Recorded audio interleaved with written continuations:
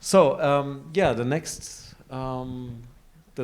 90 minutes, we're going to see two exciting case studies case studies on two films. Actually, it's 7 exciting insights that we will get. And we will start, the first film will be Smoke, Sauna, Sisterhood, and the second will be Anatomy of a Fall. And we will get different insight into different strategies of releasing these films in different countries. Also maybe some numbers. And so we will start, and this session is brought to you in collaboration with Creative Europe desks North Rhine-Westphalia. And thanks for the support. And yeah, so we will start with Smoke, Sauna, Sisterhood, and we have the 3 distributors here who released the films in their countries. First is Katre Valgma from ACME Films from Estonia. Then we have Regehr from Filmladen, Austria, and Jen Davies from Conic, UK. So all 3 of them released the film, and I'm also very excited to see similarities, differences, and the outcome of what you did with the film. And since the main territory is, or one of the first release happened in Estonia, amongst the 3 was in Estonia, we will start with Katre, and she will give us some insights and give them a warm welcome, first of all. You know, thanks for being here. Okay, Katre, so show us what you did. So yeah, I'm from ACME Film. ACME. Estonia, yeah, we distributed the Smoke Sauna Sisterhood in a local market in Estonia. And yeah, let me tell you how it all started. So I need to go back 3 years to October 2021. It was the first time when production team submitted the movie to Sundance Film Festival. And actually we can say today that it was good, it wasn't selected in 2021. So the producer Majarina and director Anna made a quite good decision that they will develop the movie 1 more year, and they submitted the movie again in 2022. So in December we could send out press release to Estonian press that the movie became first Estonian documentary ever that was selected to top 5 A-list film festival. And even more, in January, Anna won directing award at Sundance Film Festival. So we as a local distributor thought, okay, we need to release a movie on local market as soon as possible to use this positive festival buzz. And we saw that the first possible release date could be in the end of March, 2 months after Sundance win, and yeah, before the spring and sun kick in and people will be already outside. So what did we communicate in Estonia? So of course we had a award from Sundance. Then we had different quotes from international press. We could say it's a masterpiece, it's breathtaking. We said that the movie is about Estonian smoke sauna, which is UNESCO listed tradition. For main audience, for women, we said sauna is in the movie as a space that is safe and healing. And 2023 happened to be official sauna year in Estonia, which meant that visitors Estonia and different cultural organizations organized different kind of events around sauna topic. So it was really good for our movie. For visual communication, we had first of all a festival poster, 2 women hugging in a dark smoke sauna environment. We understood it limits general moviegoer audience, And we have definitely problems in social media with that kind of poster. So we developed a main poster for Estonian theatrical release with more light on the poster, with a window and water as a healing element. And we had also alternative poster for the general audience and sauna lovers.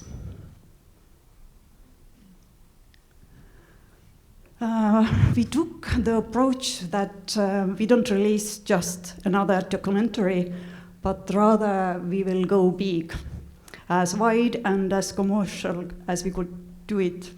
So we made sure, for example, that the poster will be visible even in supermarkets. We organized paid influencer screenings. But we also saw from the start that actually the sauna topic itself was something that made people going to the cinemas, and this was actually the main campaign element. So what we did a bit differently, we didn't send the movie makers to TV, but we all invited TV to the smoke sauna environment. Here is one example from Estonian national TV.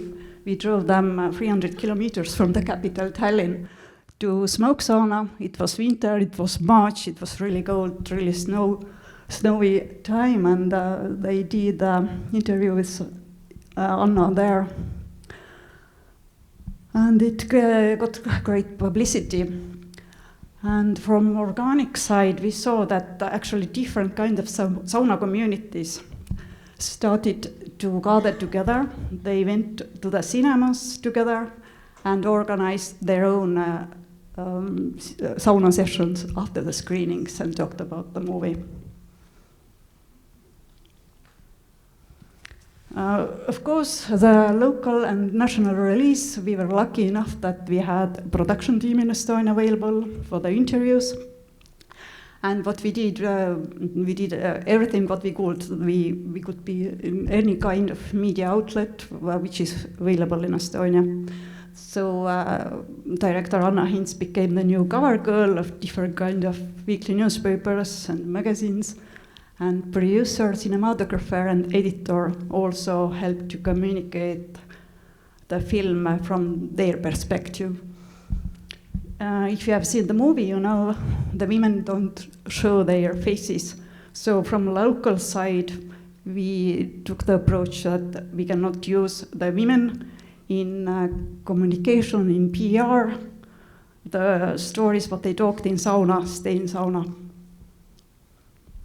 When we had already local premiere, we could send out again press releases and put out social media communication messages, how great our premiere was, how successful it was. And by that time, we already had also a 100% critic score in Rotten Tomatoes. And we could even say that Estonian critics, all of them gave 4 points out of 4 for the movie, which has never happened before. So just come to see the movie, it's fantastic. What else could we do? So of course we booked different kind of special cinema events in different towns in Estonia. So especially Anna, the director of the movie, but also other movie makers could introduce the movie to the audience, have Q&As, and also longer interviews after the screening, which were also recorded for the podcasts. And how it all resonated in the box office in Estonia.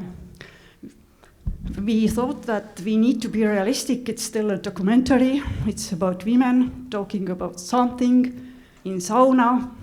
So we should be fine or not at least disappointed when we collect 5,000 admissions in total. So we reached this estimate already with the opening weekend. After 3 months in release as a main theatrical run by midsummer 2023, we had already 26,000 admissions. What was biggest surprise for us, the movie stayed on cinema screens through the summer. Even if it was like one Arthouse cinema in Tallinn or in second biggest town in Tartu, it never dropped out. And in September, we already could send out a new press release that the movie was selected by Estonian Film Institute as official entry to the Oscars. So it was kind of a rare release, also in main cinemas. And the people who missed the movie in spring and summer could come to see it. And then in the beginning of December, it won Best European Documentary in Berlin at European Film Awards. And by the end of first release year, I must say, the movie had already 30,000 admissions. And there, I remind you, we are talking about Estonia, and there are only 1.3 billion people in the country. So the movie kept running, and in April there was Estonia Film Awards where it won Best Documentary, and also in Go Production Market Icelandic Film Awards, it won the same prize. And actually, only this year, by midsummer 2024, it dropped out first time from the cinema screens. And lifetime admissions reached 40,000. And this autumn, movie still has special screenings, event screenings. For example, it will happen actually next week. There will be special screening in Fotografiska in Tallinn, where there is a special nude exhibition, and movie will be also screened during that exhibition. And in addition to success in box office, you definitely have noticed that the movie has received many different awards. At least 23, probably more. From Estonian side, I will point out the Tallinn Black Nights Film Festival Award, the Best Baltic Film in November 2023. Then in January 2024, it received Estonian Film Journalist Award, and in April, it won big Estonian Film Awards. Thank you. Thanks a lot. And the project received, we will have time also maybe later for a little bit Q&A, but we're going to move on now with Marie to Filmladen. What we also have to mention is that the project received 430,000 euros distribution support from the Creative Europe program, and this is designed for the release, for the world sales, to support the world sales, and also the release in countries outside the producing country. So this is something that you did not directly benefit from, but maybe Filmladen did. And so we're going to move on to Austria. That's a nice bridge to Austria. So 430. No, Marie, please guide us through your strategy and some insights in Austria.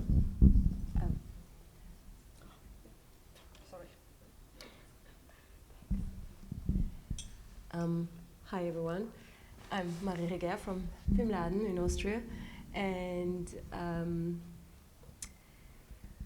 it's kind of different, and now I feel like kind of shabby in comparison, because we also are a small country, but a quite cinephile one, and that's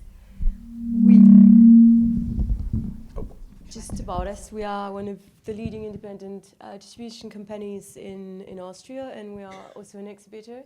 Total of 9 screens, and the biggest. Yeah. It's okay right now? Yeah. Okay. So one more time. We are one of the leading distribution company in Austria. We also are exhibitors. We have a total of 9 screens, and 3 of them. That's the biggest Arthouse cinema in Vienna, the Votiv Kino. which is quite important. The specificity of the Austrian market is that we only do theatrical. So mainly buying from the German distributors the theatrical rights, or in fewer cases directly, like it was the case here, from the world sales. But even in this case, we are only taking the theatrical rights because it would be a deal breaker for the Germans. So, and we specialized, obviously, also because of the European subsidies in European films, all genres. It's really very bright spectrum of what we are acquiring. And because we can't work with different platform and so on and so forth, we need the volume of films. So we are releasing, we are quite a big team, 60, like between 60 and 70 films theatrically per year. Yeah, I know. But it's kind of great if you are head of acquisition as I am, so I can buy a lot of different things. And no sleep. So that's it. We released it quite late. I think we were one of the latest territory, releasing it actually this year on January 12th for a total admission of almost 9,000, which is quite good because we are 9 million kind of people. 1.9 millions of that are based in Vienna. So it's mostly roughly like 10% of the theatrical market of Germany in relation, I don't know. We can't speak of prints anymore, but like 12 prints at the opening weekend, with a peak at 18 in week 3, and that was the interesting part. We stayed 11 weeks in the theaters, because actually that's one of the thing happening. I don't know if in your territory is like the same thing, but for us there is a gap. It was a tendency like coming before the pandemic, and I would say it's not totally confirmed that the blockbuster are doing good, but with a lot of money and a lot of Cineplex, and the art house movies like this one are also doing quite good because they can stabilize and like really run, not obligatorily like in a continued way, like it's on off. We stayed roughly and with pause 11 weeks, but the middle segment is like kind of the so-called crossover segment it's quite difficult. But this one is obviously like a really fine art house movie, so we could have it like 11 weeks. We acquired and bought it at the Berlinale directly from the world sales, because they are also based in Vienna, which is convenient, and we know them and like them. Why we bought it? Yeah, we have a long history and expertise in documentaries, especially those with political or societal impact. We had, a couple of years ago, I bought it also, #female pleasure. We had like 20,000 admissions with that. So we were very pleased, and we are still doing that. We have now in cinemas a documentary about primary school teacher, which is an Austrian documentary, so it's kind of a different situation, but we are now reaching 22,000 and going on strong. So we do it, we like it, and I think we are good in it. What's really the particularity of this documentary would be the unique aesthetic and really a true cinematographic experience. Like you can really experience physically what it means to be a woman. And that's really a big difference, I think, because you are really it's as if you were sitting, or I had the feeling I was sitting on the bank with these women. So, and I think it's kind of important. Positioning, yeah, I know it's quite basic, but it is important. It's a film by a woman, for women, and about women. And there are not a lot of those. So I was very pleased we had this body positivity, or I would say neutrality. And for me, the interesting aspect was the different generations of women speaking about what it means to be a woman. And it's really not the same if you are 20 or if you are 70. So, and the sauna culture, which is a big plus because it exists in Austria. We are doing sauna, not the kind you are doing, but still. So I could build on it. So, the target audience, 90% of women of all generations, from 20 years on to no limit. Some men were dragged in, but I'm not sure. Without motivation, I see. Without motivation, but what's going on with masculinity? I have a particular example in my mind, but I won't be telling it about. So I think it would be eye-opening for most of them, but the threshold was too much for them. And generally, the Arthouse film lovers, because of the aesthetic, it's really like a beautiful Arthouse movie. No, it doesn't work. Whereas our technical team, we need help. Where do you point it? Yeah, where do you point it? That way? Ah. Oh, now it worked. Okay. So, actually, the big event was actually the launching, the premiere in Austria from this film. Because as we bought it, then I talked with the director of the Biennale, which is the biggest film festival in Austria. And she was also very pleased with the movie, and she wanted to screen it, like in a gala screening, so it was huge. And so that was the case at the end of November or beginning of November 2023. Then we had like our own flyers with press thing on it, lying in bars and coffee house to get the younger generation, obviously. Then we had some previews in December because we were convinced that it was a great word of mouth, and that's what happened. And then in January, we had some partnerships with Le Stuff, with towel raffles, like for the sauna thing, and feminism, like collaborations with feminist fitness centers. We do have that in Austria. And body positive advocates. Take a look on Instagram to Elisabeth Lechner. And actually, but most of the work was this Biennale and all the great interviews she gave. Like we had, it was massive for this small film. I forgot a very important aspect. I'm sorry. It was almost 9,000 admissions, but we only had original with German subtitles. There was no dubbed version or voiceover version or something like that. We are a country with subtitles, it's in comparison to Germany, but it makes the film really smaller. So actually 9,000 admissions with only original language with German subtitles, it's really good. So we had partnerships and all that. I think we didn't spend a lot of money, as you can see, at 12,000. It was kind of a limited release, but because the film was so good and we had the emphasis was on press, and thank you to the Sail Agent Outlook, we had a very good landing page and very good assets, so we can do really online marketing and so on and so forth.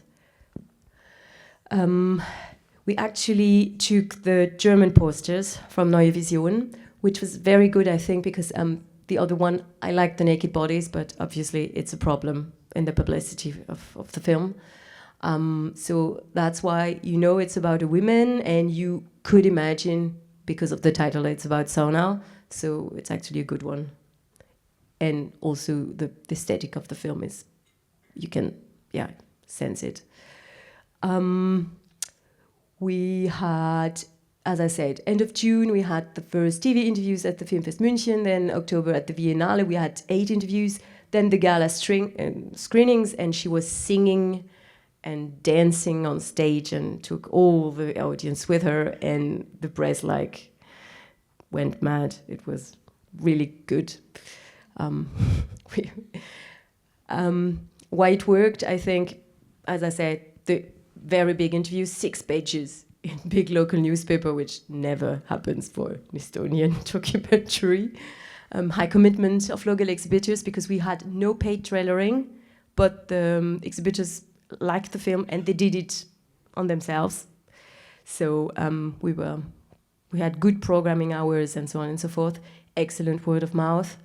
The Biennale was obviously the perfect launching platform, because we had 2 sold-out screenings, 700 people. So all the collaborations, and I would say her, the director, that's one of the biggest assets. She was so great, so dedicated. She charmed all of us. Yeah, so then you can see it. It's a pity, normally it's a video and you see her singing, and she did it every time, and it was a pleasure to have her. And here you see one of the few things we had.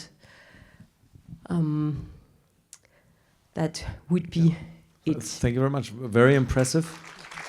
And just a quick question. So the 12,000 euros P&A budget was, I find, really impressive that you reached 9,000 admissions with that. So is that the final budget, or did you No, it was added something up when you saw that the film is running well? No. We did not. So, and was it a success? I mean, I didn't ask you that, Katre, because in Estonia it was a success. It's totally obvious, you know.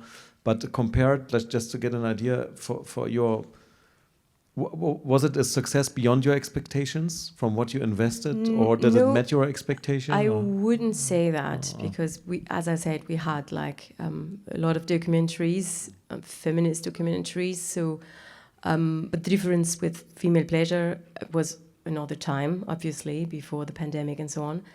And she was a German-speaking director, which facilitates a lot of other things.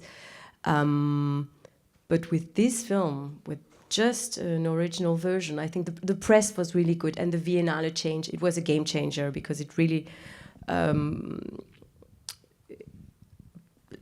take the film on another level, spread the word. And then she came, and financed by the Biennale, most of it, which is a good thing when you are there. And then it just developed. I think it was because that's one of the few times we're not going day to date with the German distributor, because they already released it at the end of November. But we thought it's too crowded. There are all the Biennale films released just after that. The Christmas time is not a good one, because you go under. And then we thought, okay, how about January, when you are all through with the partying and the presents and so on and so forth, and then you are reliving it in the sauna with these women. And I think that was one of the good choices we made. That explains, I think, these things. But in the moment that you decided to invest 12,000 euros, what was the expectation, what the film as a minimum should make, that it makes, from an economic point of view, sense for you? I think 5,000, but really I hoped. So yeah, you doubled it. So yeah. I think that was really the minimum. I really thought, actually, I was quite optimistic. I really thought we would reach the 10,000. But again, the Austrian audience is kind of different. They like this type of films, and we do have a great tradition of Austrian documentary filmmakers. So I think that was one of the assets. And media support, of course, helped you. And the media support to lower the risk. If you are here, thanks a lot. No, that's It really is. Yeah. Okay. Thanks, Marie. So we're moving to the UK. Jen, Yes. Is there a sauna culture in the UK that you could also build upon? Not exactly, but there is the edges of the beginning of something. You have to lift it up. Is it? Sorry. Yes, there is the beginning of sauna culture, but it's not particularly mainstream. Oh, sorry. So, yes. Yeah. There is less of a sauna culture, I think, in the UK. Oops, sorry. Sorry, there's the feedback. There's too much feedback. Shall I move away from you? Should we switch? When we can, it doesn't.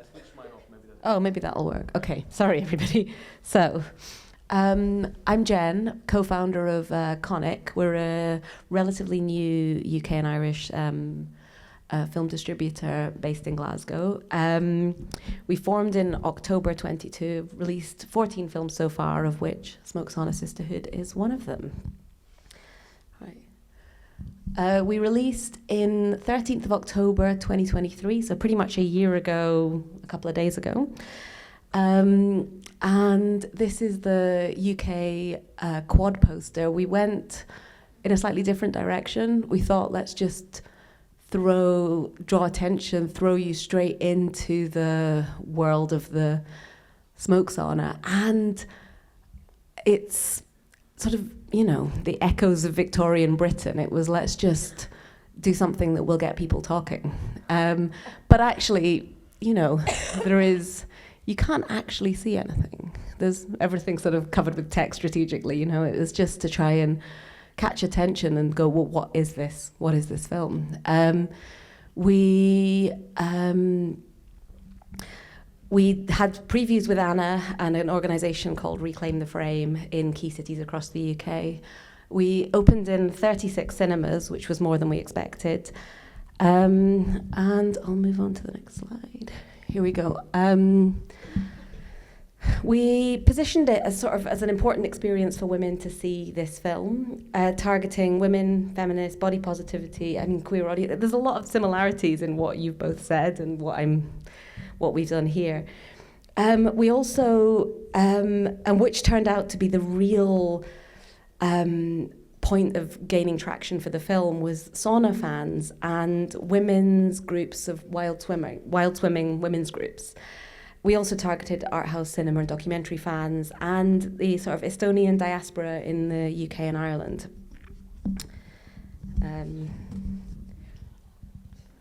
What? The Estonian diaspora, that's what they're called. The press response was phenomenal. We had really great critical acclaim from all the sort of major reviews in the traditional press. And then there was also some quite significant bits of media coverage with Anna that I think really helped get it into the sort of cultural awareness. There's a BBC Radio 4 programme called Women's Hour that's on once a week, and Anna was on that with Ants Tamik, the cinematographer, talking about the film, which was quite a few weeks ahead of release, but I think it just started to raise awareness.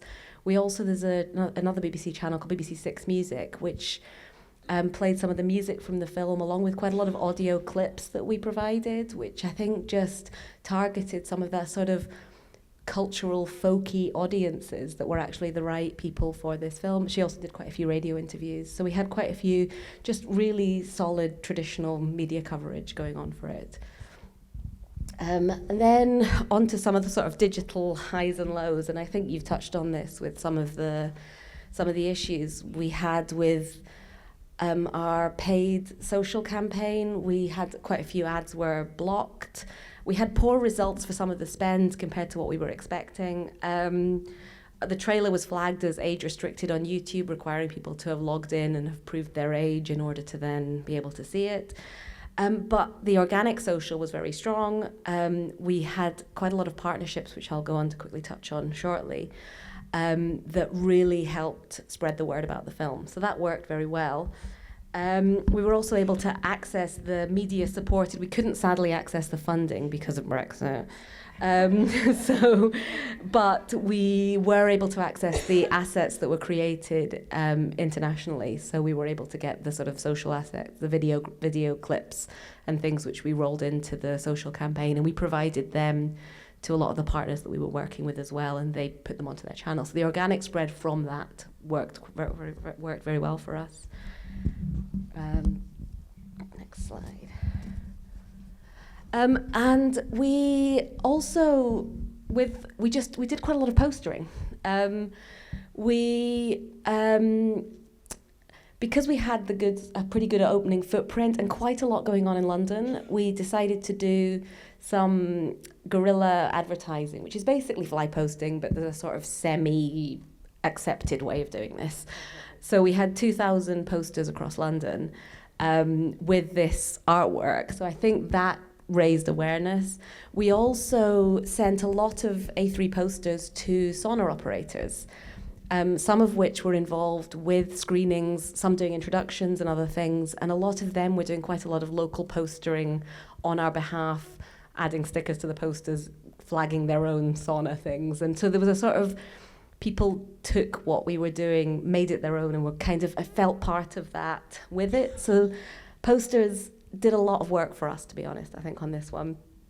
And we also did a lot of just grassroots marketing and outreach to so many different organizations. We worked with, and I don't know if I've got a slide for this one. Is it on the next slide or is it not? No, I'm going to come back to that. We worked with an organization called Reclaim the Frame, that's a sort of feminist and marginalized genders film organization. And they worked with us on the preview tour, which started in London and worked up the country, which I think with Anna and just how she is and the reception that she got really helped kickstart that word of mouth. We worked with, there's an organisation called the British Sauna Society, which was instrumental in reaching remote sauna operators. So there's quite a few people have set up saunas and converted horse boxes on beaches and things. So this relationship, we identified and found these people, connected with them, worked with them in the local cinemas to try and do interesting things, which varied. We worked with the Estonian embassy on various bits. We copied you. We did some press in a sauna with Anna when she was over at the start of the tour. I mean, we did just try and find out what everyone else had done and take the best bits, to be honest.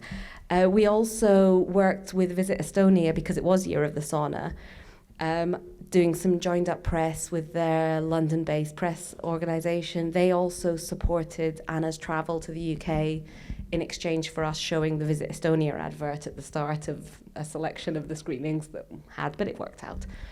And we were very grateful for that bit of support as well. Then we also worked with various saunas. So this is one of them that was a pop-up outside a cinema in Lewis, which is a seaside town in the south coast, who have a travelling horse box sauna conversion. And so this was a sauna and cinema ticket deal. We also worked with Hackney Community Sauna in London, and they arranged it was kind of, these things came together, some of them quite organically. So they organised the sauna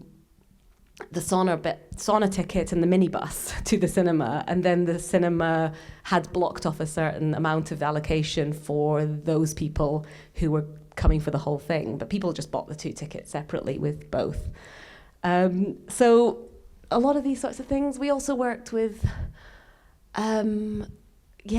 just things that got the sauna community behind it, which was amazing. And then there's the word of mouth, which was the response to Anna and her singing in those screenings, the awareness. We also had a pre-recorded, we made a DCP introduction from Anna that was a sort of generic welcome that we also made available to anyone that wanted a bit of that when we couldn't deliver Anna in person. And yeah, so we opened in 36 cinemas, which does include the previews.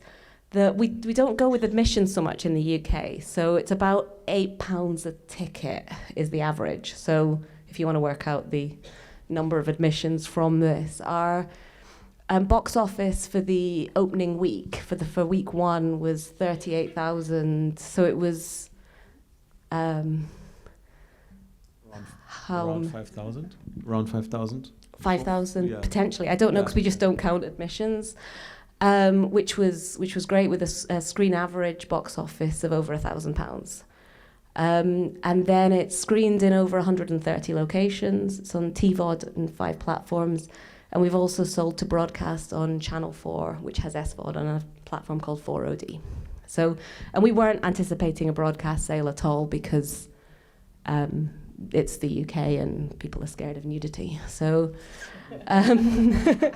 but yeah, no, it was great. It was a really exciting film to release, and I think that the word of mouth, the grassroots outreach, and everything, and just the sauna people are amazing.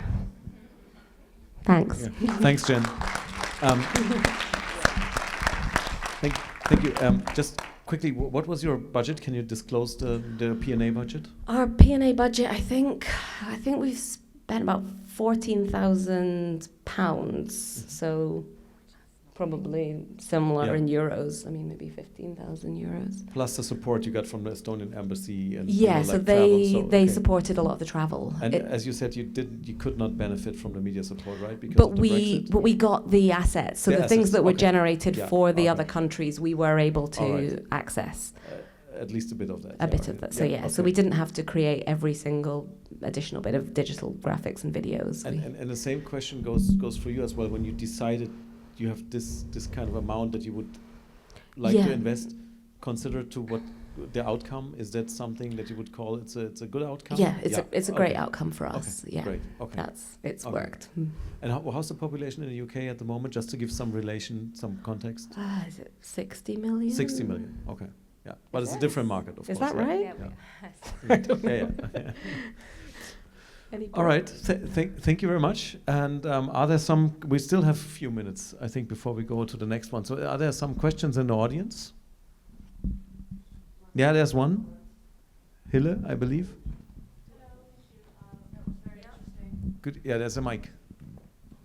Hi, thank you. That was very interesting. I had the pleasure to watch the movie in Berlin. And also obviously watched the trailer before, saw the poster, and I thought I'm majorly gonna see a movie about women enjoying sauna, gonna learn a lot about sauna and bodies and any type of physical self-care, but also learned then when I went to the movie a lot about sexual violence, because I remember that especially the last third of the movie was very much focused on a story that I will never forget, shared by a woman about how she was raped by multiple people on literally one day. And I did notice that you never used the term violence at all in your marketing. You sometimes touch upon women's solidarity or healing, but actually this movie contains a lot of dark stories that obviously are very connected to womanhood, as we all know. But why did you choose, and was it a collective decision, or how is it that you mainly focused in your advertising on sauna and bodies and nudity and sisterhood? I really care to know. Thanks. Excellent question. So yeah, it's about it's about managing expectations of the audience, and what kind of story they can expect. Maybe Katre first, because you were the first to release the film and kind of set the tone, I think, for the exactly. campaign. And we were in local market, and we need to be really careful with the movie. But the movie is first of all about healing. The question is, what's behind the stories and what women felt and what should be healed. And how many of you have seen the movie? 20%, 25%, not so many. So this rape story, it's really strong in the movie. And This scene was sent actually to the Sundance Film Festival. Based on that scene, the movie was selected. It was so powerful. And I don't know how much I can reveal here, but at least in Estonian press we didn't talk about it in the beginning, but maybe even half a year later, 1 year later, that it's Anna herself talking about it. It's her story, the director's story. And we couldn't come out with this element in Estonian campaign right away. It was first of all about different women, different stories in this movie, and she was never at a certain point, or it was never about her, the movie. It just happened to be in the movie. She didn't plan it at all, but when people looked at the materials, what was shot in the saunas, then it was suggested that it should be kept in the movie.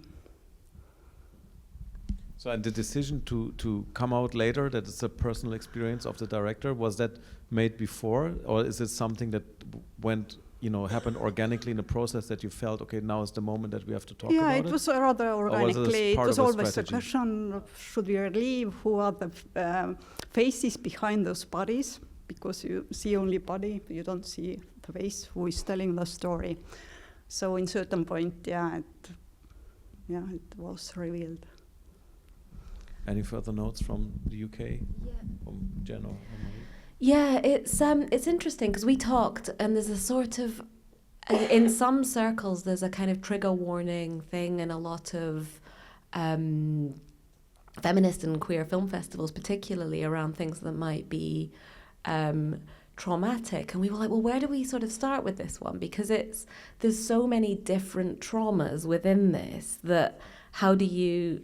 where do you sort of start and stop, and what do you choose? And also we wanted people to go and see it and just lean into that experience. You're going to hear women talking about very, very personal things in a sauna. People knew what it was about from the trailer and from the everything, as it was kind of as this sort of experience of seeing this. So we chose to not include any trigger warnings, and we spoke to Reclaim the Frame, and they're quite big on including them, and decided actually for this to not, but we provided sort of like breakout spaces at some of those initial events in order for people who needed that, and that was sort of advertised as part of the initial thing. I don't know whether any of them were particularly used, but because we were going quite cautiously into that. And the other thing is with the press, because Anna did tell some of the UK press that story, and those journalists phoned me and said, Anna said this to me, what do you want me to do with this? And I said, well, she said this, you can choose that, but it's, I was just quite straightforward. I was like, she's openly said that, and you are a journalist, like but also I was like, but these are sort of universal stories, and none of them chose to publish that it was Anna, and that isn't really in the cultural awareness in the UK, even though she didn't hide it. So I don't know, does this answer any questions other than it was complicated? But because of the sort of spirit of the film, I think there was a kind of generosity everywhere towards some of those things, and we haven't had any backlash from not providing any messaging that this contains a really difficult. And because when I first saw it, it was completely it devastated me, that story, and that was one of the reasons why I wanted us to pick this up to get it out, because it just felt like this needs to be seen, So it's, I don't know. This hasn't really answered any questions, but it's... No, it's actually very good question. So one more quick question and quick answer. We still have room for that before we move to Anatomy of a Fall. There's one up there. So it's hard for us to see. I'm sorry if I miss any hand.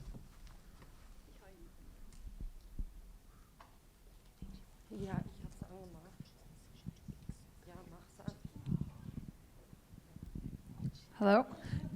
Hi. So first of all, thank you very much for taking your time and presenting your movie to us. I'm from Alamod Film Distribution and work in the social media department sector. And what my question would be is that with Smoke Sauna Sisterhood, you have this like closed space of sauna and nudity. And how did you handle the social media assets? Did you blur them? Did you like hide some parts out? How did you like took the responsibility that everybody felt like comfortable with the social media assets? Yeah, that would be my question. Katre, maybe first. Thanks for the question. Excellent question. Yeah, so first of all, we didn't use a festival poster, the one that is also in a t-shirt, and where the two women were really naked hugging each other. This is why we created safe poster versions without